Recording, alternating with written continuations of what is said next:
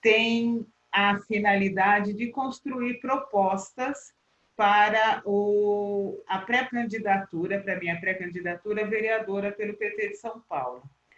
E hoje é um assunto muito importante e que teve a sua importância ressaltada e ampliada a partir da situação do cenário de pandemia na cidade de São Paulo, a pandemia no mundo inteiro, mas a gente vai discutir mais as questões que afetam a nossa vida na cidade.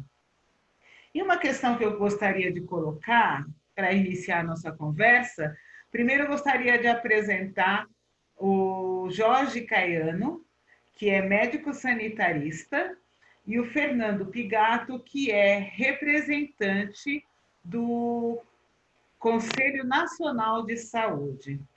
Eu vou pedir que, ao se apresentarem para os nossos internautas, eles falem sobre uma questão aqui que eu pensei para a gente iniciar a conversa. Ao longo da nossa história, toda vez que nós estamos num período eleitoral, defender a saúde, lutar pela saúde, é um discurso meio clichê, todo candidato faz. Mas considerando o cenário dessa crise sanitária, no meu entender, esse discurso ele não pode ser mais um discurso decorado. Quais são as propostas, quais são os caminhos para que a gente tenha um discurso em relação à saúde que, além de assertivo, tenha conexão com as deficiências que se ressaltaram com a pandemia? Eu chamo para se apresentar e falar um pouco sobre essa minha propositura o Jorge Caiano. Por gentileza, Jorge. Boa tarde, eu sou o Jorge Caiano, eu sou médico sanitarista dos tempos antigos e estou satisfeito, estou contente de estar participando dessa conversa hoje, e o tema que a Lucélia está propondo é bastante importante, né? É importante a gente pensar, né, uma definição de saúde que está na Constituição, colocada após uma grande luta dos movimentos sociais pelo direito à saúde, né?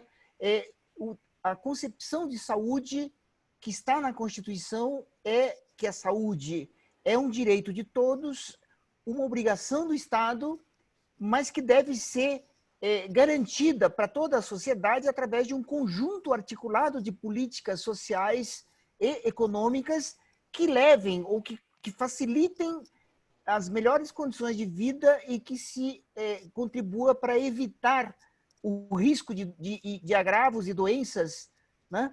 E só depois de colocar essa questão da importância das condições das políticas públicas em geral é que se coloca a necessidade de serviços e sistemas de saúde capazes de responder aos problemas de saúde que a população possa ter. Então, esse tema do direito à saúde é bastante importante que seja pensado como saúde é dependente da qualidade de vida e como qualidade de vida embute e inclui o tema do direito à saúde como condição necessária. Agora, se a gente for pegar um pouco essa dimensão da questão da atenção à saúde, a gente vai perceber que nós vivemos, né, depois da Constituição, praticamente 30 anos de luta para conseguir avançar no processo de implantação desse nosso Sistema Único de Saúde, e a gente percebe na situação de pandemia como ele tem sido importante para tentar dar respostas para essa situação. O grande problema que a gente tem que reconhecer é que o SUS, nos últimos anos, foi fortemente sucateado, né? E ele sofre de forma muito intensa a falta de recursos adequados e, portanto, nós estamos enfrentando a pandemia com o melhor sistema de saúde que seria possível a gente imaginar, mas que está com várias fragilidades. E o reconhecimento dessas fragilidades não deve fazer com que a gente se cale e fique abatido, né? Pelo contrário, eu espero que o Fernando Pigato possa depois agregar mais elementos, né? Das tentativas todas e das lutas que o Conselho Nacional de Saúde vem desenvolvendo para tentar recuperar e batalhar pela restauração, digamos, do SUS, a que toda a população tem direito. Obrigada, Jorge. Por favor, Fernando. Queria agradecer inicialmente, desejando uma boa noite a todas e todos, ao convite da Lucélia para poder estar trocando ideias aqui com ela, também ao professor Jorge, porque a gente precisa, né, cada vez mais dialogar sobre o que está acontecendo no nosso país, sobre a pandemia, sobre a questão de saúde, né, mas queria também, e nunca é demais, a gente, quando inicia algum tipo de participação, hoje estou com esta responsabilidade de presidir o Conselho Nacional de Saúde, né, representando a Confederação Nacional das Associações de Moradores, a CONAM, né, então sou do movimento comunitário, o segmento de usuários e usuárias, né, do sistema, e queria dizer que a gente realmente não desejaria, né, e fizemos de tudo para não chegar neste momento que nós estamos vivendo triste, né? Desde que começamos a perder vidas com a pandemia, né? A gente vinha alertando o que precisava ser feito para que salvássemos o máximo possível de vidas. Infelizmente, não fomos ouvidos. Não temos até hoje um plano de enfrentamento, né, a esta pandemia articulado, né, coordenado pelo governo federal. O governo federal, o presidente da República, seus seguidores, inclusive em estados e municípios, fazem questão de que não tenha um plano, porque o plano é justamente, né, o resultado que a gente está tendo. A gente está convencido de que o plano é, sim, né, o extermínio de vidas. Porque tudo que a gente vê, mais de 104 mil vidas perdidas agora, né, e inclusive hoje o ministro interino da Saúde, né, interino há 3 meses, depois de termos tido 2 ministros demitidos no meio de uma pandemia, né, falando, né, na Organização Mundial da Saúde, não fazer nenhuma referência às vidas perdidas no nosso país, isso é de doer. Me entrevistaram, né, eu falei sobre isso, porque destacar as vidas salvas, as pessoas recuperadas, logicamente que isso faz parte desse sistema único de saúde, que o professor Jorge falou agora há pouco, que mesmo com todas as deficiências e tendo sido atacado nos últimos anos, né, pelo desfinanciamento, porque o SUS sempre foi subfinanciado, né, mas o desfinanciamento que vem acontecendo nos últimos anos, essas vidas que foram salvas, né, foram graças a este SUS. Se esse SUS tivesse mais forte, mais vidas teríamos salvo. E se tivéssemos um governo federal e também nos estados e municípios, gestores responsáveis em salvar vidas e não em seguir a pressão do setor econômico, com certeza nós não teríamos chegado. Não a este número, não teríamos chegado a esta quantidade de vidas perdidas. Então, a gente precisa fazer essas reflexões, né, porque, como o Célia falou, campanhas eleitorais estão chegando. E todos os candidatos, todas as candidatas de todos os partidos falam que saúde é prioridade. Aliás, candidato e candidata que não falar em saúde, né, primeiro, demonstra que não tem preocupação, e segundo, né, as pessoas dizem, olha, vai perder voto. Então, uns falam em saúde para não perder voto, para ganhar voto, né, mas o que precisamos ter é candidatos, candidatas, hoje pré-candidata, Lucélia nos trazendo aqui para fazer um debate, é falar de saúde a partir da situação, da realidade que vive. Então, por isso que eu quero agradecer a oportunidade de estar aqui trocando ideia contigo, né, e com o professor Jorge. Realmente, quando a gente faz pesquisa sobre as prioridades da população, A saúde vem em primeiro lugar. É sempre a saúde e depois varia a segunda prioridade, qual a outra, né? Mas, no entanto, quando o Fernando mesmo falou, é, essa prioridade, ela passada a eleição, ela não tem mais força e não é tocada e não é tratada de forma realmente a se fazer o que é preciso.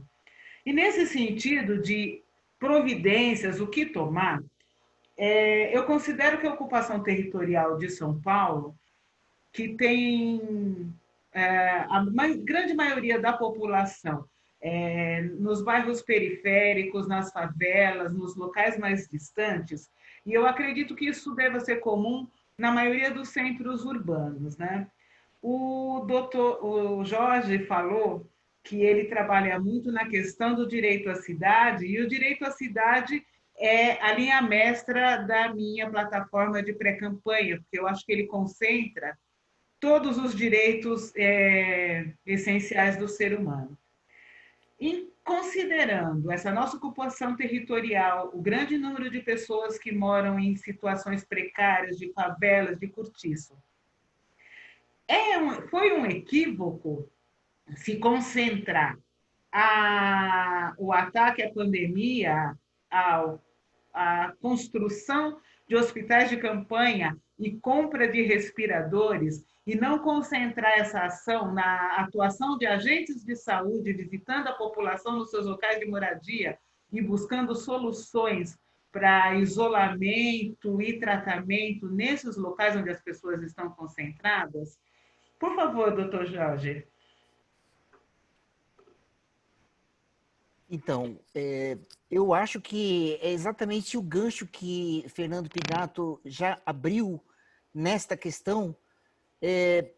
O trabalho mais importante de combate efetivo à pandemia estaria efetivamente na mão da atenção básica em saúde. O que é a atenção básica em saúde? É o conjunto da rede de unidades básicas de saúde, os chamados postos de saúde, ou unidades de saúde da família, como são conhecidos em alguns outros lugares, ou os postos de saúde em geral, com a ação voltada claramente para a identificação de doentes, né, pessoas infectadas que desenvolvem sintomas, fazendo um diagnóstico o mais rápido possível, e esse diagnóstico significa fazer exames de suave nasal, né, que é o exame que permite observar a existência de uma pessoa com vírus, né, e que neste momento inicial da doença é quando ele infecta mais outras pessoas, transmite para outras pessoas, e junto com esse trabalho de diagnóstico de pacientes, levantar toda a lista de pessoas da família ou de contatos, seja no local de trabalho, seja até no comércio, com quem essa pessoa teve contato, que significaria, então, rastrear os contatos e fazer o isolamento adequado de todos esses pacientes. Isolamento significa, basicamente, garantir condições para a população ficar ou em distanciamento, né, ou isolados quando apresentam sintomas e são suspeitos de estarem doentes. E este isolamento ou distanciamento só pode ser feito para boa parte dessa população que é vulnerável, que vive eventualmente em favelas ou moradias precárias, se houver uma ação pública de apoio efetivo a essas populações. Daí foi uma grande briga, uma grande luta, a implantação do chamado auxílio emergencial, né, que hoje está sendo capitalizado de forma equivocada, mas muita gente acredita que isso se deve ao dito né, presidente da República. Então, é lamentável, mas, enfim, o que eu acho que é importante é que esta abordagem dos governos de terem supervalorizado a necessidade de leitos de UTI suficientes e respiradores, abertura de hospitais de campanha, não é que isto não seja necessário, mas esta não deveria ter sido a prioridade. Eu queria dizer que em vários países mais pobres, né, exatamente partindo do reconhecimento de que não teriam condições de investir na construção e no equipamento de alta complexidade, como são os leitos de UTI, investiram no lado certo, que é na atenção básica, atenção primária à saúde, e existem países que conseguiram garantir nenhuma morte. E eu digo pelo menos 2 países, um da África, que é Uganda, e o outro é o Vietnã, que conseguiram passar esse período de pandemia sem terem nenhuma pessoa que morreu. Ao contrário daquilo que o Fernando Pigato lembrou, né, são mais de 100 mil mortes que nós já tivemos aqui no Brasil, né, e muitas dessas mortes poderiam claramente ter sido evitadas se tivesse havido uma ação efetiva na atenção básica em saúde. Obrigada. Fernando? Gente, eu queria pedir desculpa porque vai ter algumas interferências agora, porque aqui tem aqui cães no pátio de casa. Então, às vezes, né, são queridas e gostam de participar, inclusive, das lives. Então, sempre elas deixam a mensagem delas. Então, ó, vocês estão ouvindo, né? Como eu moro aqui na rua, passam umas pessoas e a casa é delas aqui, então ninguém pode passar aqui na frente. Então, vai atrapalhar um pouquinho, mas vamos lá. Queria dizer que nós, infelizmente, nosso país, nós vemos tendo ataques, né, à atenção básica. Junto com o ataque ao SUS, né, como um todo, vem algumas partes que os detentores do capital resolveram escolher para ganhar dinheiro. Saúde é um grande negócio. É um grande negócio. E aí, onde é que está o filé? Começaram a observar, já tinha uma participação, porque na Constituição está garantido, é complementar. O sistema privado ele é complementar ao sistema público. O que houve agora nos últimos anos foi uma tentativa de inversão, de que o público seja o complementar, né? E o privado abocanhe aquilo que dá mais lucro.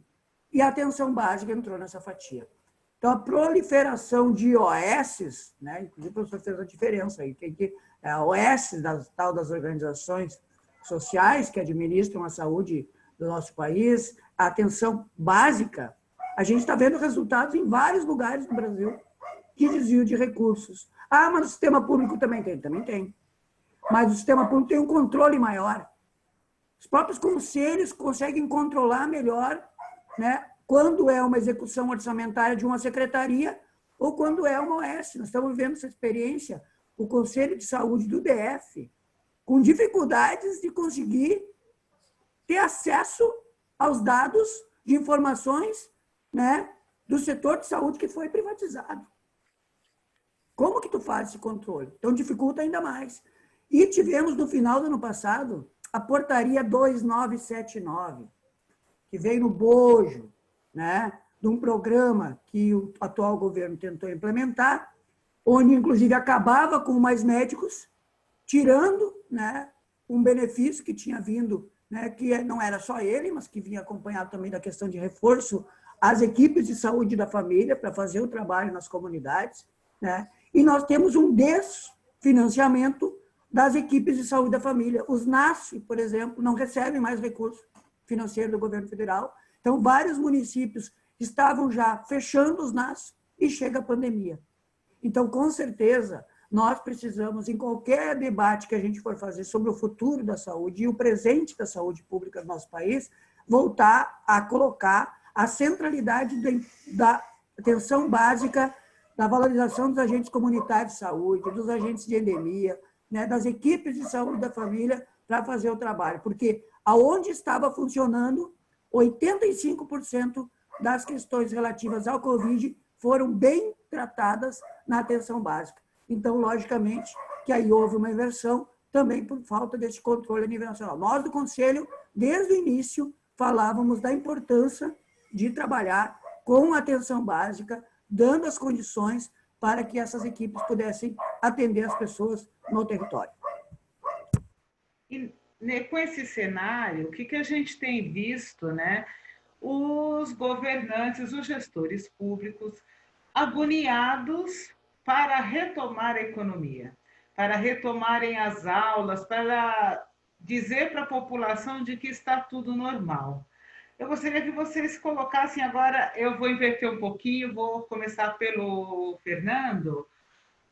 Como é que você vê essa volta à normalidade, a volta à retomada da economia e das aulas em especial, nesse cenário que a gente está, com uma situação em que, em momento algum, nós retrocedemos o contágio e, infelizmente, também, a cada dia se aumentam as pessoas que perdem a vida com essa doença? Certo. Eu estava, agora há pouco, né, a gente criou, no início de abril, a última reunião presencial do Conselho Nacional de Saúde foi em fevereiro. A partir de março, nós começamos a fazer várias atividades virtuais, nossas comissões intersetoriais, enfim, a mesa diretora, câmaras técnicas, enfim, e criamos, no início de abril, um comitê de acompanhamento à Covid. E esse comitê tem se encontrado semanalmente.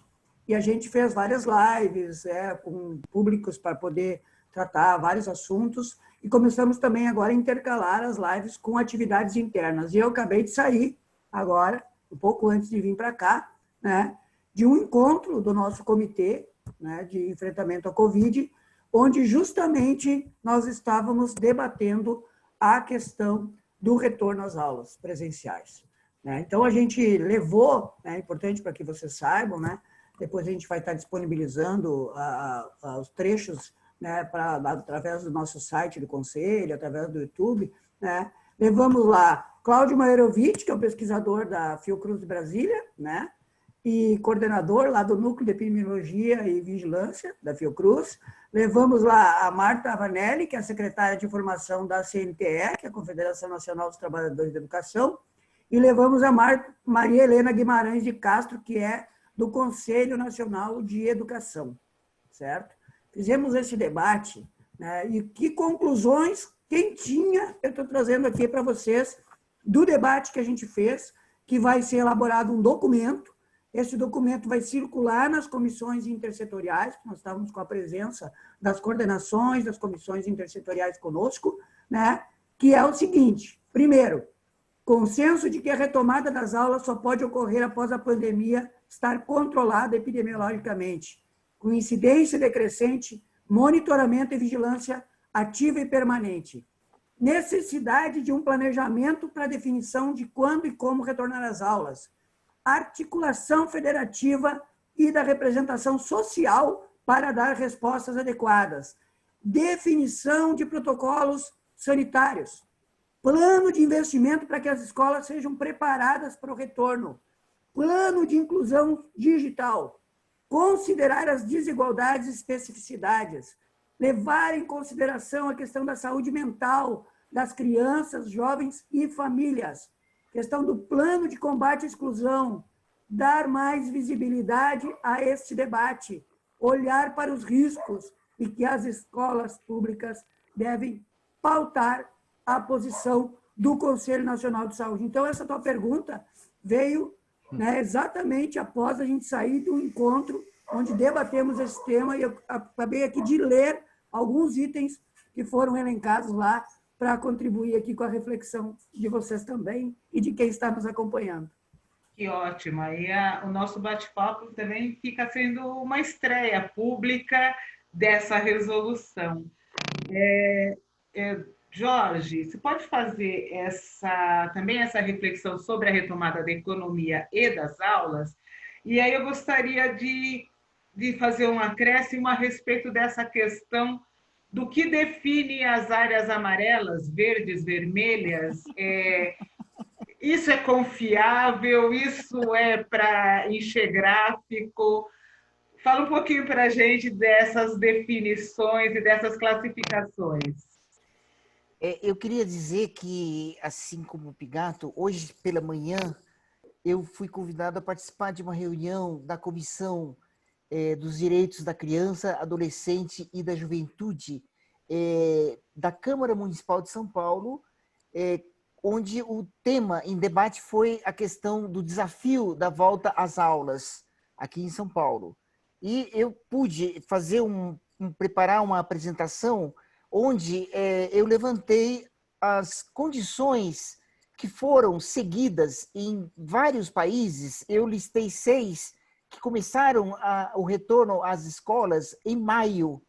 Isto significa mais ou menos 3 meses depois do início da pandemia nesses países, mas os números de casos, quando você conta casos para cada 100 mil pessoas, né, casos de doentes identificados para cada 100 mil habitantes, este número comparado com a situação que nós estamos vivendo ainda hoje, aqui no Brasil como um todo, mas são dados bastante semelhantes aqui em São Paulo, no estado de São Paulo e na cidade de São Paulo, são da ordem de 10 a 15 vezes maior do que esses vários países que servem de exemplo.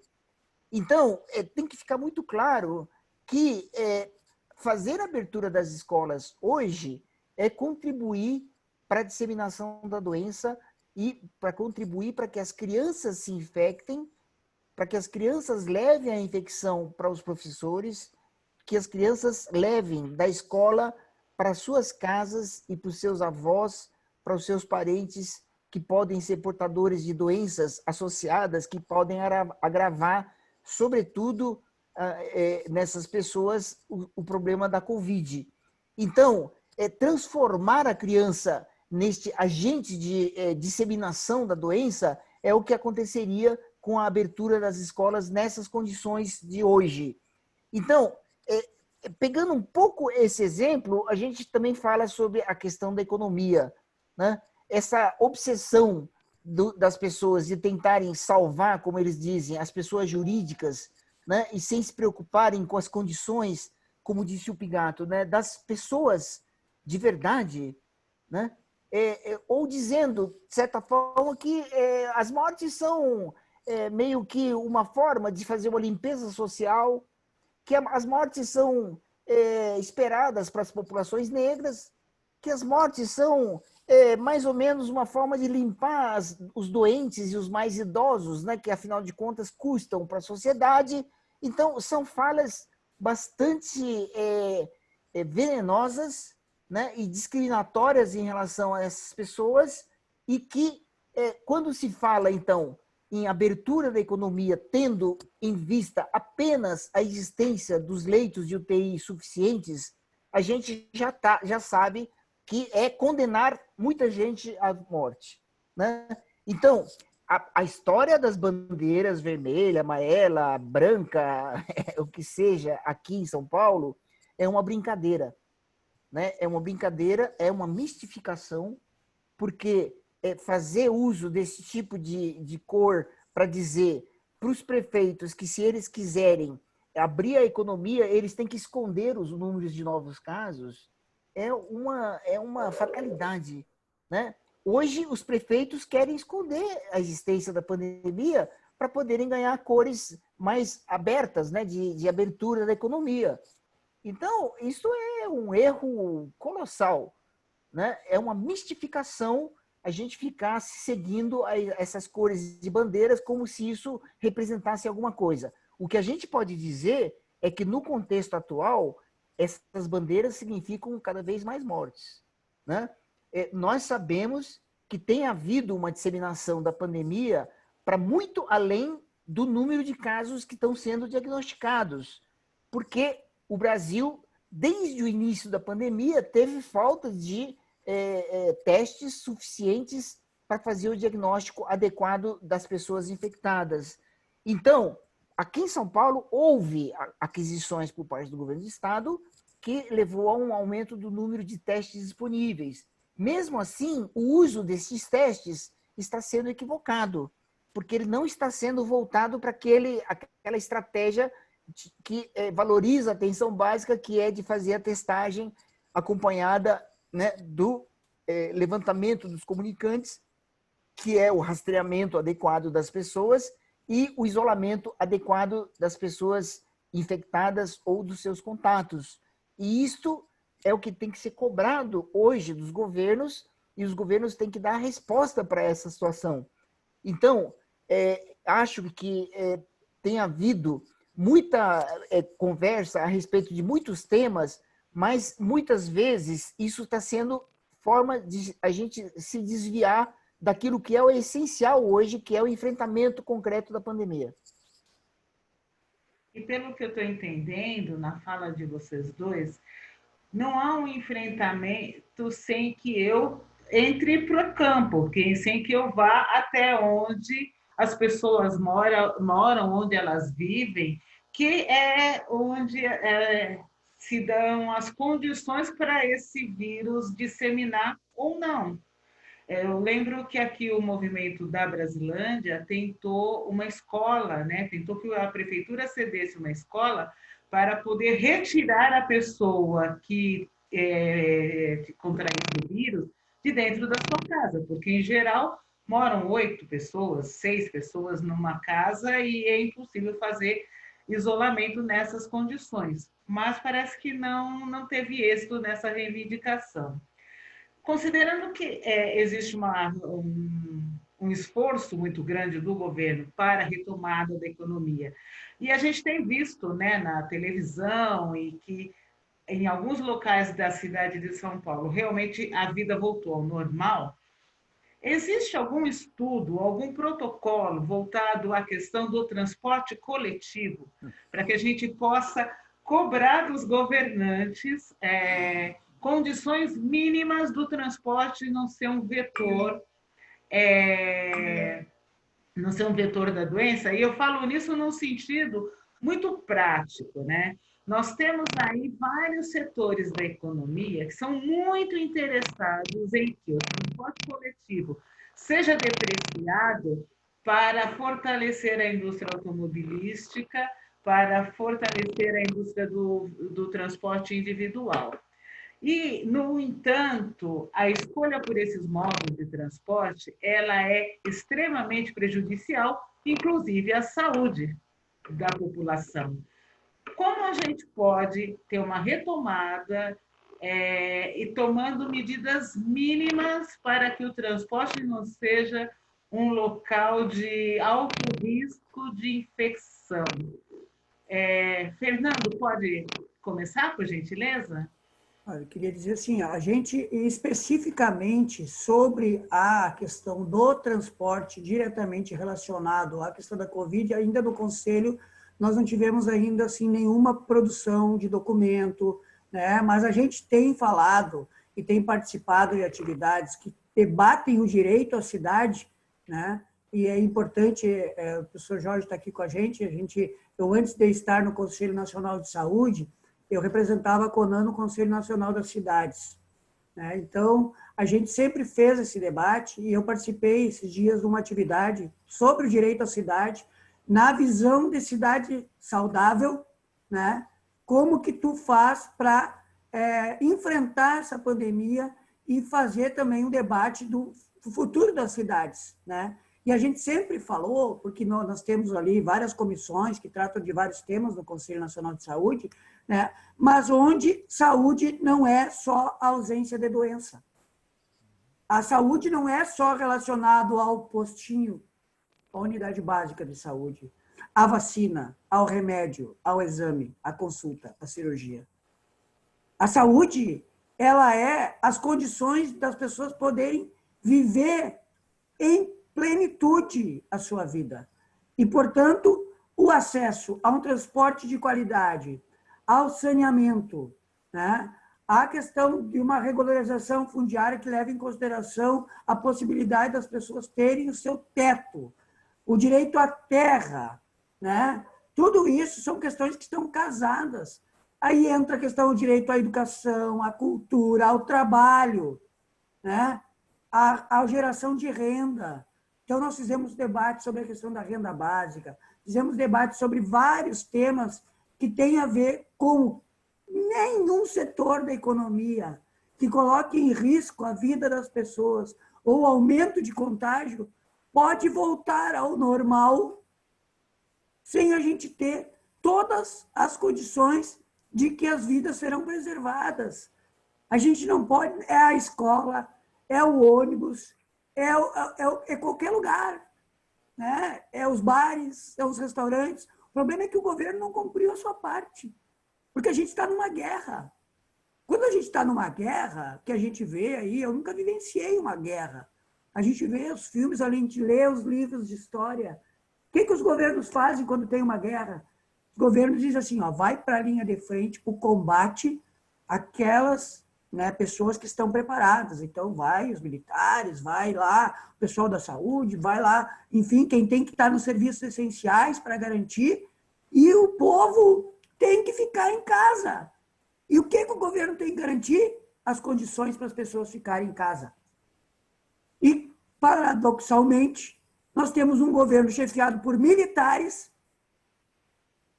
que poderiam estar muito bem adotando, né, um projeto de enfrentamento de uma guerra, ainda mais quando o inimigo a gente não enxerga. Imagina a rua cheia de soldados inimigos invadindo nosso país. Todo mundo tem que ficar em casa e o governo tinha que dar condições para as pessoas ficarem em casa, para a empresa não quebrar, para a pessoa não perder o trabalho, para a pessoa poder comer, poder viver durante a guerra. Mas não. Aqui a opção foi, vai, você joga na frente dos canhões, você joga na frente dos tiros e morre. E aí o que está sendo demonstrado hoje? Pesquisas, inclusive, foram divulgadas hoje. Quem mais morre? Nós já dizíamos isso. Não precisava de pesquisa para a gente saber disso. Quem mais morre? São as pessoas que estão nas periferias, são os pobres, são negros, são negras, são quilombolas, são comunidades indígenas. Por isso que quando a gente diz que o governo, que o presidente, que seus seguidores estão, sim, fazendo um genocídio no Brasil, é porque isso está se comprovando, infelizmente, por conta de tudo isso que está acontecendo. Então, o transporte, são outros setores que não poderiam voltar a funcionar se a gente não tivesse uma curva descendente. E quando curva em descendente, não é o seguinte, temos uma média de 1.000 mortes por dia, como se isso fossem números frios. São média de 1.000 pessoas por dia que estão morrendo. Não é quando tiver 900, quando for 800 por dia, quando for 700 por dia, que continuarão sendo centenas e centenas de pessoas que nós estaremos perdendo todos os dias. É quando a curva estiver lá embaixo. E era esse o esforço que a gente teria que ter feito no nosso país, porque nós tivemos 3 a 4 meses para nos preparar para essa guerra. E, infelizmente, não tivemos comando suficiente para poder enfrentar, né, da forma como quem pensa em salvar vidas deveria enfrentar. Mas, na forma como eles pensam, estão fazendo aquilo que eles pretendiam fazer. Para um presidente que diz que na ditadura militar teriam que ter sido mortos no mínimo mais umas 30.000 pessoas, nós não sabemos qual é a meta deste presidente de pessoas que precisam morrer nesta pandemia. Jorge. Então, eu queria pegar um exemplo de uma pesquisa que foi desenvolvida pelo chamado Laboratório da Habitação, LabHab, que é vinculado à Faculdades de Arquitetura e Urbanismo da Universidade de São Paulo, participou o Instituto Polis, do qual eu sou um dos pesquisadores. E essa pesquisa fez um levantamento com bastante detalhamento dos locais de maior incidência de doentes e identificou que esses locais com maiores números de infectados coincide fortemente com os locais de onde saem as populações em maior quantidade através de transporte público. Essa vinculação é uma vinculação muito direta, porque os dados da pesquisa Origem e Destino, que são feitos aqui no Brasil, em São Paulo, e periodicamente, mostram que você consegue separar os motivos de viagem e foram tirados os motivos de viagem que não estivessem vinculados a profissões que são principalmente a dos grupos que não têm vínculo empregatício e que tem que sair mesmo para circular atrás de trabalho, e essas pessoas que estão sendo infectadas e se percebe, inclusive, algumas rotas de transportes públicos que são os grandes agentes de transmissão. não é muito claro em que local essa pessoa é infectada. Se no ponto, se na estação, se durante o trajeto. Mas o trajeto é um elemento importante. Por quê? Porque não adianta você dizer que está limpando os ônibus com frequência, o que nem é verdade, né? Porque o contato direto num ônibus cheio é a condição de transmissão mais forte que existe. E isto, muita gente está tendo que sair, não tem máscaras adequadas para ele usar, não tem condições para a pessoa se afastar, distanciar 1 metro para conseguir não transmitir ou não ser infectado. Então, o transporte lotado é a condição de maior facilidade de transmissão da infecção. Então, vejam bem, isto acaba se agravando, né, com esse discurso, como a Lucélia levantou, né, de que, então, a solução é o transporte individual. Né? Isso daí é também fazer o jogo da economia, né, de mercado, que está realmente querendo que as pessoas se sacrifiquem, né, sacrifiquem, inclusive, alimentação, condições para viver melhor, para ter um carro, né, para poder circular escondidinho, né, e não usar o transporte coletivo. Então, esta condição, na ótica do chamado direito à cidade, a gente tem que ter muito claro, né, que o direito à cidade, que inclui o direito à saúde, que inclui o direito à moradia, que inclui o direito a um transporte decente, né, ele bate de frente com o sistema social que a gente está vivendo, que é o capitalismo.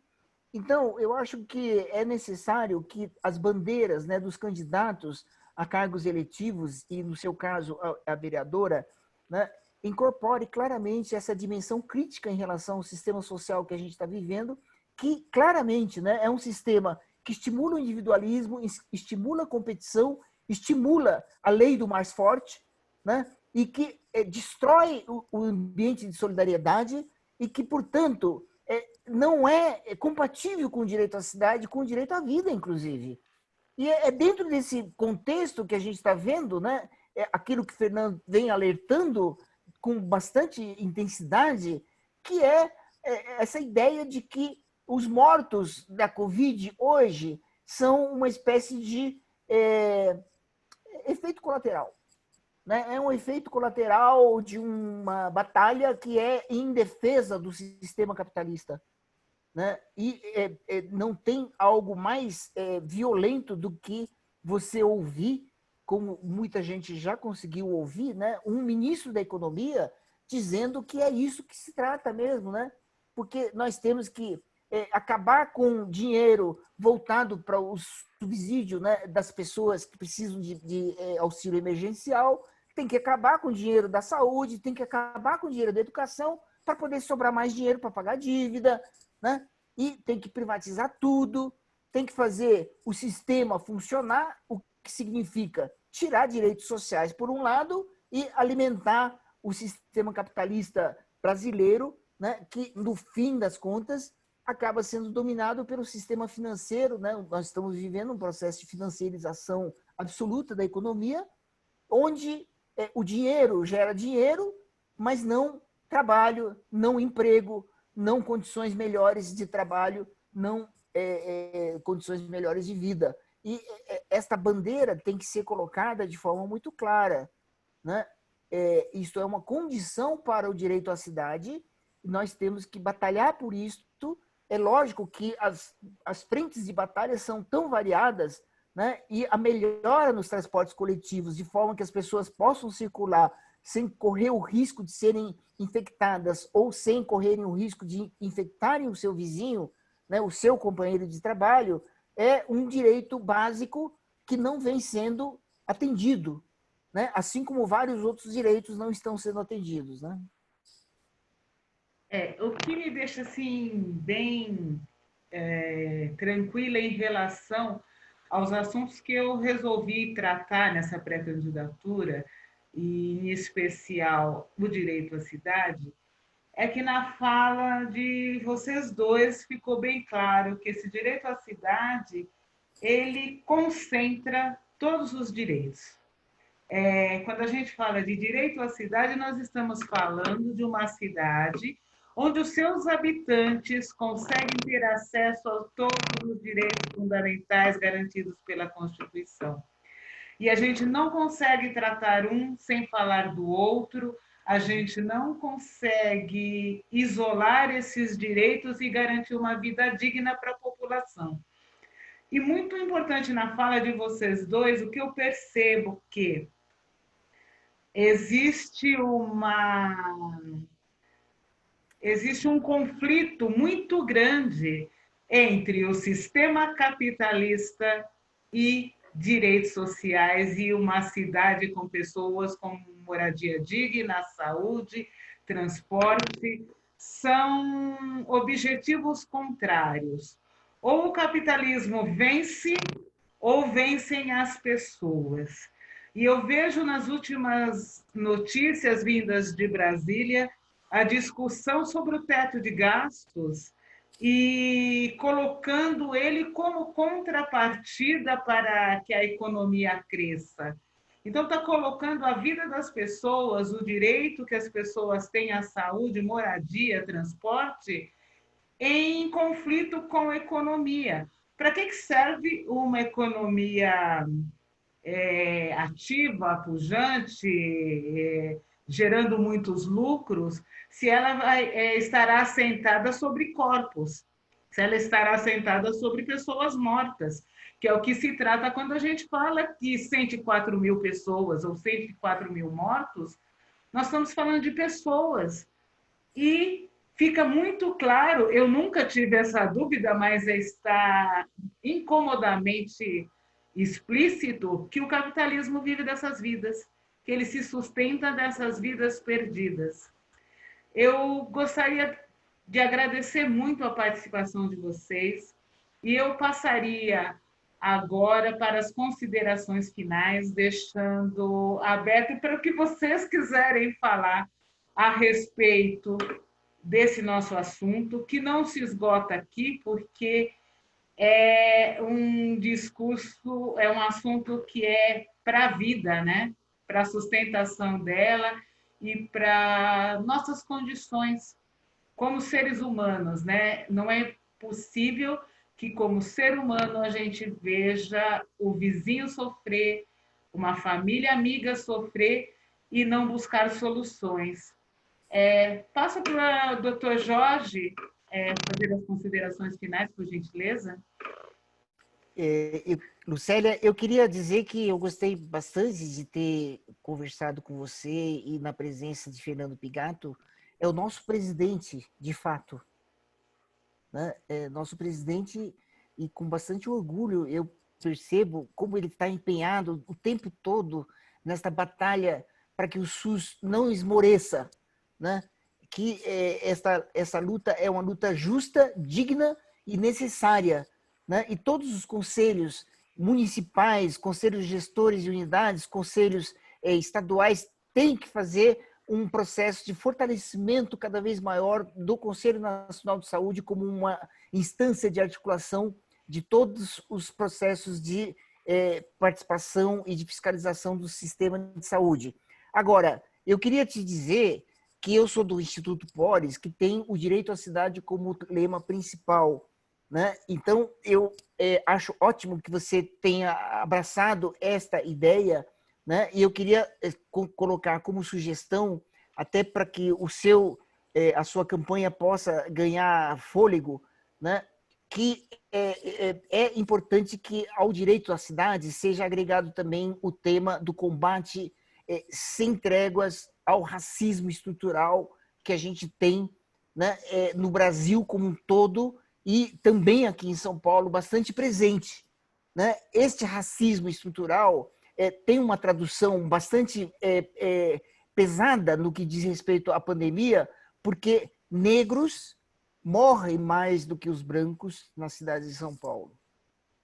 E morrem por vários outros fatores que também contribuem para a mortalidade precoce dos negros, né? De forma tal que a pirâmide etária dos negros em São Paulo é uma pirâmide muito mais jovem do que a pirâmide etária de não negros. E isto tem um significado, que é o fato de que muitos negros estão morrendo desde o nascimento, muitos negros estão morrendo na juventude, mortos pela polícia muitas vezes, muitos negros estão morrendo de doenças degenerativas, chamadas degenerativas, mas que são infartos, cânceres, diabetes, hipertensão não controlada, morrem precocemente, antes do tempo, assim como está acontecendo hoje com a pandemia, né, aqui no Brasil, onde, diferentes de vários outros países, nós temos um rejuvenescimento dos mortos por Covid, né, diferente dos países da Europa. Então, toda essa abordagem, eu queria estar sugerindo, né, sabendo que as campanhas da população mais vulnerável e, inclusive, as campanhas da população negra, elas têm menor condição de eleger seus candidatos, né? Infelizmente, porque muitos, né, da própria população vulnerável acaba se referenciando muito mais aos donos do poder, né, e acabam mantendo essa estrutura iníqua, né, que é o nosso sistema político, que acaba segurando um presidente lamentável como esse, né, que é claramente genocida, né, é claramente negacionista, e que a gente está tendo todo esse movimento de preservação deste presidente, né? Então, nós temos que abarcar esse tipo de bandeira de forma clara, né? Fora presidente, acabamos com este governo, tem que tirar esse ministro militar, né, incapaz, que nunca soube nada sobre saúde, para poder avançar um pouco melhor no combate a essa pandemia. Obrigada, Jorge. Fernando, por gentileza. Bom, queria dizer que, assim, ontem eu participei de uma live também com a Benedita da Silva, nossa deputada, pré-candidata a prefeita do Rio, com a Claudete, que é dirigente do Movimento Nacional de Catadores e Catadoras de Materiais Recicláveis, que é pré-candidata a vereadora no Rio, e hoje estou aqui contigo, Lucélia, que é pré-candidata a vereadora em São Paulo. Mulheres negras. E eu disse ontem, repito aqui, e tenho falado sempre, quando tenho alguma oportunidade, que eu sou um homem branco, hétero, privilegiado, né? E que todos os dias tenho que reforçar a luta antirracista. Esta é a tarefa nossa. E ontem, dialogando, né, com a Claudete e com a Bené, eu falava que dentro do Conselho Nacional de Saúde tem várias mulheres negras que me ensinam a todo momento. Então, eu sempre faço referência, né? A Altamira, a Ana Lúcia, a Jupiara, a Michele, enfim, a Conceição, que são mulheres negras que atuam fortemente dentro do Conselho para sempre colocar essa importância que tem, que o professor Jorge falava aqui, né? Quero também dizer aqui que, por estar antes do Conselho Nacional de Saúde no Conselho Nacional das Cidades, sempre tivemos a parceria no Fórum Nacional de Reforma Urbana e no próprio Conselho Nacional, né, do Instituto Polis, do Nelson. Eu queria mandar um abraço, né, professor, transmita para ele. Então, assim, depois que tudo isso passar, enfim, quero estar em São Paulo, quero estar dialogando, quero estar debatendo com vocês também. Quem sabe, ano que vem, te visitando na Câmara de Vereadores, Lucélia, para a gente poder dialogar sobre tantas outras coisas. E para não deixar de falar sobre um assunto que tu tocou agora na tua última fala, a questão do desfinanciamento. Nós lançamos uma petição pública, né, na terça-feira agora, e estamos incentivando que haja lançamentos em todos os estados. Essa petição pública, ela pede, ela exige do Congresso Nacional que não se perca o ano que vem mais de 35 bilhões de reais que está para se perder o ano que vem em relação ao orçamento deste ano para a saúde pública. ou seja, que se mantenha 168,7 bi, que é para o ano que vem, não ter corte nisso, porque as doenças não pararam de surgir. Tem uma demanda reprimida que já era reprimida e que reprimiu muito mais a pandemia que a gente não sabe quando vai acabar, e quererem retirar recursos do orçamento de 2021 em relação a esse ano é mais um crime. E, junto com isso, a revogação da emenda constitucional 95. Então, eu queria pedir que vocês ajudassem a gente também a compartilhar essa petição, a mobilizar por essa petição, para que a gente faça com que o Congresso Nacional, mesmo com as falas, para contentar o mercado que eles fizeram ontem, que repetiram hoje, né, que a preocupação deles é com os rentistas, é com o setor financeiro, é com os bancos. Eles não estão preocupados com as vidas, com os direitos sociais, com as políticas públicas do nosso país. Foi isso, o único país que proibiu por 20 anos investir na área social. Não tem nenhum outro país no mundo. Então, será que nenhuma pandemia vai fazer essa gente mudar de ideia? Nós vamos seguir pressionando.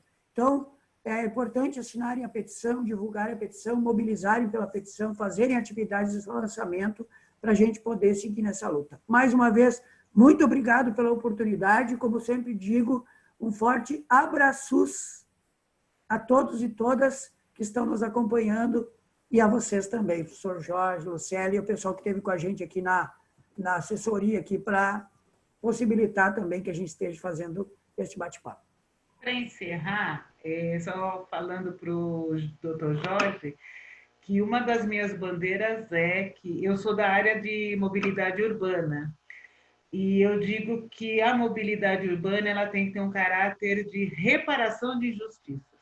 Então, eu enxergo as políticas públicas de direito à cidade, de reparação de injustiça que foi feita ao longo do tempo, à classe trabalhadora, aos negros, aos pobres, porque somos nós as principais vítimas de todas as mazelas que existem numa cidade como São Paulo.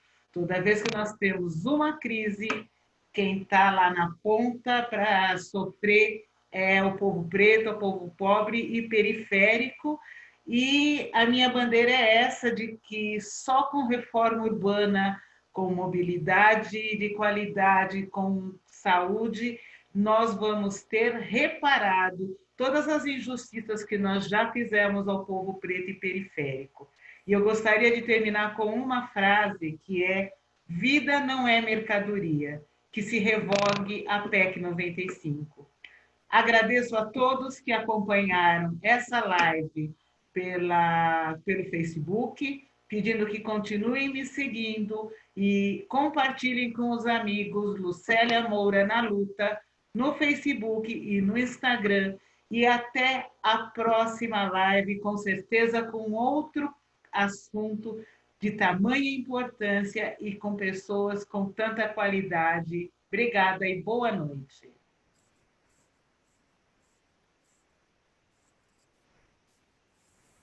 Pronto. Valeu, gente. Já estamos fora. Valeu.